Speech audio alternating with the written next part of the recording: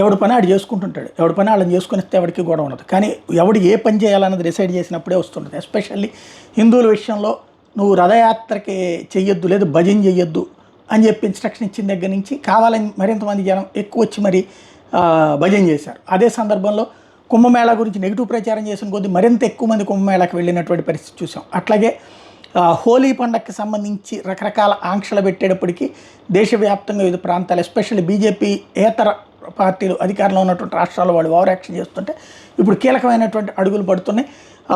అక్కడ ఉన్నటువంటి దాదాపుగా ఇదివరకటి రోజుల్లో కోల్కతా లాంటి చోట హౌరా బ్రిడ్జి మీద ఒక 500 మంది 600 మంది హోలీ వేడుకలు జరుపుకుంటే ఈ దఫా ఏకంగా 10,000 మంది అటెండ్ అయ్యారంటే పరిస్థితి ఏంటో అర్థం చేసుకోవచ్చు. క్రమంగా హిందువుల్లో మార్పు వస్తుంది. అణచివేతకు వ్యతిరేకంగా ప్రతిఘటన ప్రారంభించారు. ఆ ప్రతిఘటన క్రమక్రమంగా ఉధృతుంది. అలాగని చెప్పి ఎవరిని చంపాలనుకోవట్లేదు, ఎవరిని నాశనం చేయాలనుకోవట్లేదు, ఏ మత కలహాలు సృష్టించాలనుకోవట్లేదు, ఏ మసీదుల మీద దాడికి వెళ్ళాలనుకోవట్లేదు, ఏ చర్చిల మీదకి దాడికి వెళ్ళాలనుకోవట్లేదు.